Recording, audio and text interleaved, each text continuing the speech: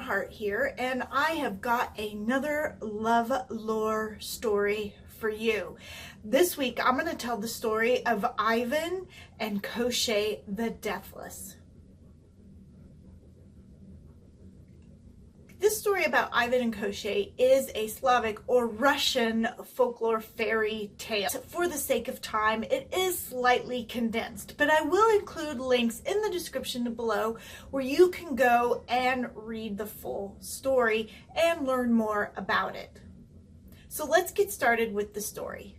Once upon a time, there was a prince named Ivan, and Ivan had 3 younger sisters. And on Ivan's father's deathbed, he asked that Ivan make sure that they were all married well and taken care of. So after the king and queen had died, Ivan did just that. And the next 3 men that came along that were suitable and won the hearts of his sisters, he married them to them. And they happened not just to be regular old men, but they were wizards as well.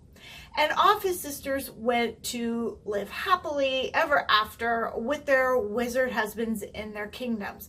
This left Ivan all alone, and after a while he was lonely and bored, and he decided he would go and visit his sisters. Now, as Ivan was on his journey, he came across a great battlefield, and there was lots of bodies strewn about, and he called out to see if anybody was still alive and who did this to them.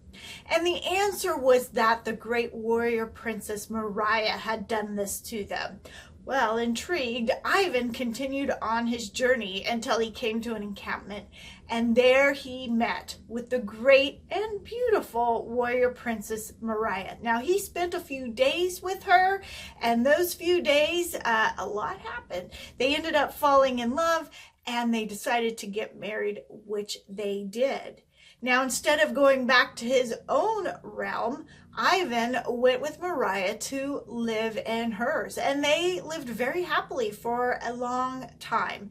But then war came, and Marya, being a warrior princess, needed to go and fight the war, leaving Ivan behind. Now, Marya was very trusting of her husband, and the only rules that she gave him was that he was not to go and open the door in the tower.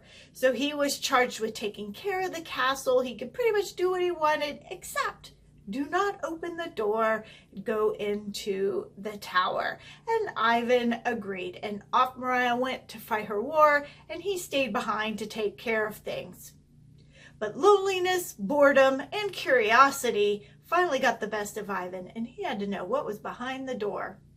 So he went to the tower and he opened the door, and behind it he found a very frail and old man who was essentially starving to death and dying of thirst.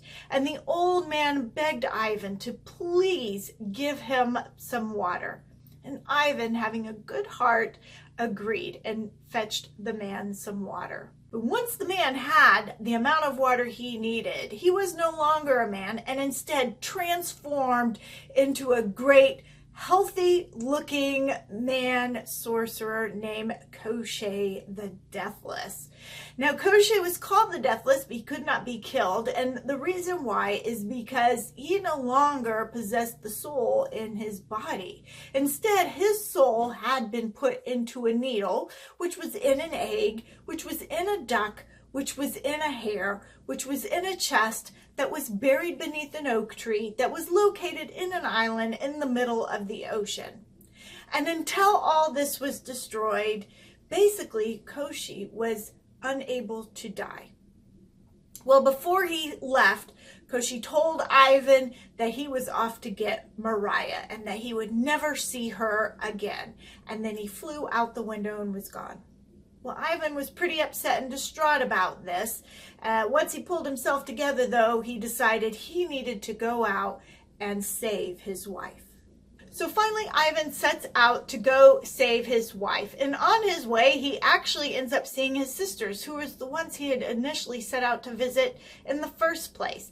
And each time, each house he visited of his sisters, they invited him to stay a while, but he only stayed for a couple of days because, of course, he had to go save his wife. But he did leave behind a little silver trinket for each of them, a spoon, a fork, and a tobacco casing, and told them that they could use it to keep track of them on their journeys. Because remember, these ladies are married to wizards, so I guess they can magically use the spoon, the fork, and the box to know what he's doing.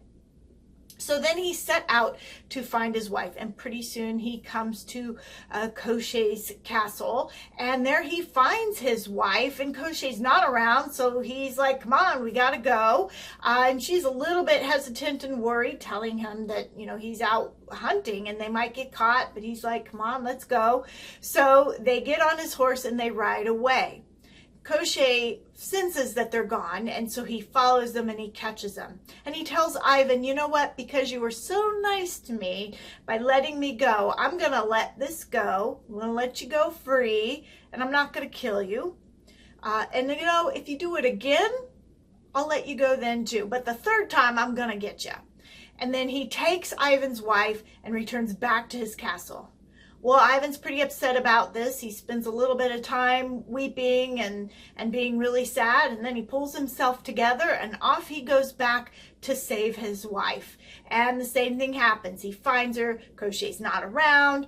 He convinces her to go with him, and off they run. But sure enough, here comes Koschei, and again, he's like, I'm going to let you go this time, but if it happens again, I'm going to kill you. And he takes Ivan's wife and returns back to his castle. Now, once again, Ivan is pretty upset about all this, but he rallies, pulls himself together, and he goes back to the castle to save his wife. This time, the wife reminds him that if they get caught, Ivan's going to be killed. And Ivan tells her that he would rather be dead than live without her. So romantic. So she agrees. They get on the horse. They ride off. Koschei figures out what's going on. He catches up to them and he kills Ivan. Essentially, he chops Ivan up into small pieces, puts him in a barrel, and throws him in the ocean. Now, I know you're probably worried at this point what happens, but fortunately, if you know me, you know I like stories that end well. So while Ivan's dead, cut up in the barrel in the ocean, 3 birds arrive and they pull the barrel out, they piece it back together, and with some magic water, he's able to come to life. These 3 magic birds also happen to be his wizard brother-in-laws. And they tell him, look, you cannot save your wife in regular ways. Koschei has a magic horse. If you are going to best him, you're going to need a magic horse too, and the best place to get one, the only place to get one, is at Baba Yaga's. So Ivan sets off on a new quest to get a magic horse from Baba Yaga. Now, it's a long journey to Baba Yaga's, and along the way, Ivan gets very, very hungry. And he meets up with a bird, and he thinks, I'm going to eat this bird. And the bird says, no, no, please don't. Maybe I can help you in the future. So Ivan spares the bird, and off he goes. Later, he comes across a lion, a baby lion actually, and he thinks, I'm going to eat it. And the baby's mama says, no, no, don't do that. You might need my help someday. So Ivan agrees and lets the baby lion go. Finally, he comes across some honey, and he's thinking, you know what, I'm really hungry. I want some of this honey. And he goes to have some, and a bee buzzes by and says, no, no, I might be able to help you someday. And Ivan agrees, and so he doesn't eat anything. So by the time he arrives at Baba Yaga's, he's pretty hungry and thirsty. Now, Baba Yaga, of course, is a sorceress. She takes him in, and she agrees to take him on, that he can do work for her, and she will feed him, which she does. And the task she gives to him is to corral her horses, keep them all in line, but if any of them get away, she will cut off his head and put it on a spike. And because there are spikes with heads on them surrounding her house, Ivan knows that she means what she says. So he goes out to do this task, and clearly it can't be done. These horses are all over the place, doing all sorts of crazy things. But eventually, a bird flies by and starts pecking at their eyes, and the horses run back to Baba Yaga's. And Baba Yaga's is pretty mad. She's like, what are you doing? And they're like, we had to run back. This bird was pecking our eyes out. This, of course, was the bird that Ivan had spared on his journey.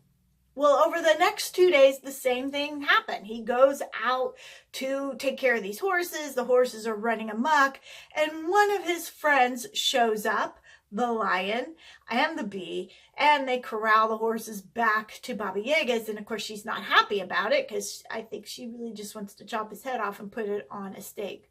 But on the last day, when the bee is sending the horses all back, he tells Ivan, saying, you know what, you probably shouldn't see her anymore. Instead, go to the stable. There's this old horse there. Take that horse and then go, and don't even bother with her anymore. And Ivan agrees, and he goes back. He takes this horse and takes it away. And this is an old feeble horse. This is not the horse that is going to save him and his wife from Koschei. But as soon as they leave the area of Baba Yaga, the horse transforms and does become a magical steed.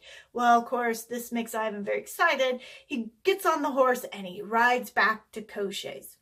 Now, when he gets to Koschei's, there's his wife, and again, she's very, very happy to see him. He's not dead. But on the other hand, she's very, very worried because Koschei's this very magical, deathless sorcerer. There's no way they can beat them. But Ivan convinces her again to get on the magic horse with her, and they will run away. And this time, because their horse is a match for Koschei's, they are able to run and run and run. And eventually, Koschei does get close. He starts to catch up, and Ivan's magical horse rears up, kicks Koschei, and kills him dead.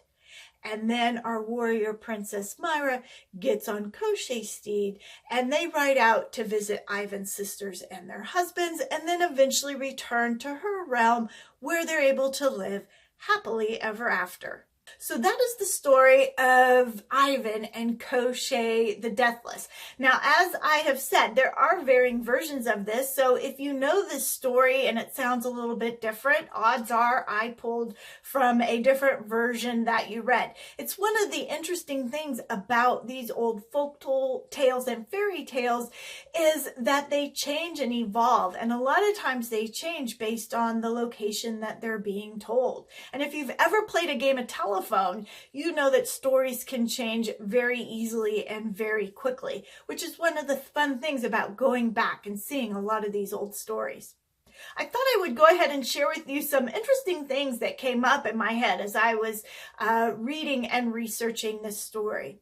One of the first is a very big and obvious plot hole. You might be asking yourself, how is Koschei dead, being kicked in the head by a horse, when his souls are locked up in these other places and he's supposed to be immortal and unable to die as long as his souls are alive and well on this island?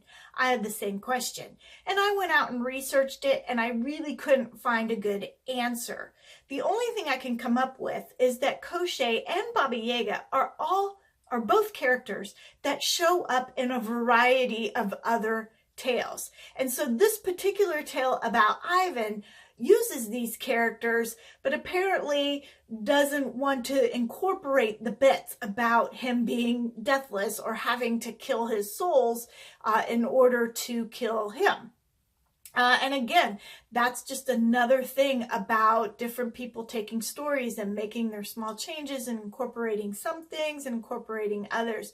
We see this a lot today when books are adapted to movies because they have to leave out chunks and sometimes they add other bits just to make the story work. So in Ivan's case, I guess it needed to work by having his magical horse kill the sorcerer Koschei.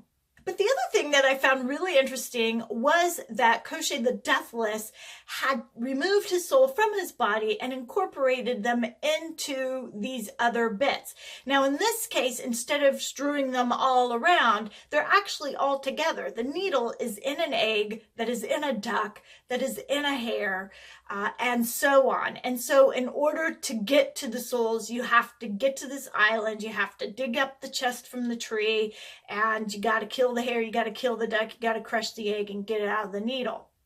However, if you have read or watched Harry Potter, you might recognize this theme of taking a soul and putting it into objects to gain immortality. And I don't know for sure, but I sort of wonder if that's where J.K. Rowling got the idea for Voldemort dividing up his soul among the Horcruxes.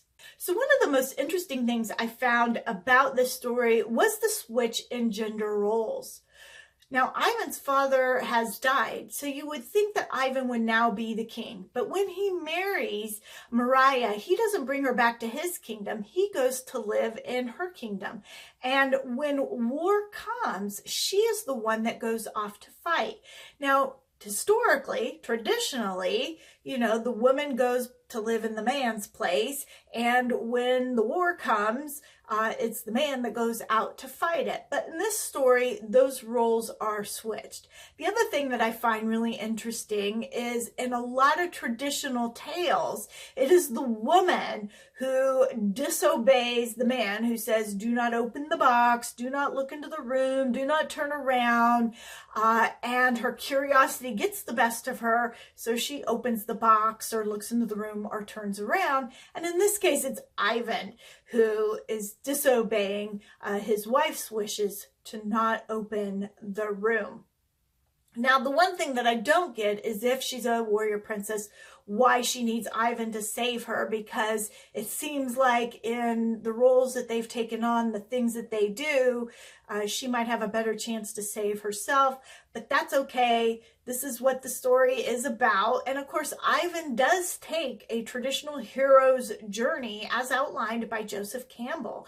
He goes on initially, he doesn't want to go on the quest, but he pulls himself together. He goes, he meets magical creatures, he gets all sorts of help. He is doomed. I mean, he's actually killed on the quest, but then he gets himself back together again, and off he goes, and eventually he defeats the villain. So really, this is Ivan's story and his journey. I just found it very interesting that the roles were essentially changed. The male and female roles in a lot of ways were changed, in that Marya was basically taking on a lot of the masculine roles that we traditionally find in stories like this. Well, I hope you love this episode of Lovelore, and if you do, please like and subscribe to my channel. Maybe you want to share it with others. That would be awesome. And until next time, this is Jenna Harte wishing you peace, love, and happily ever after.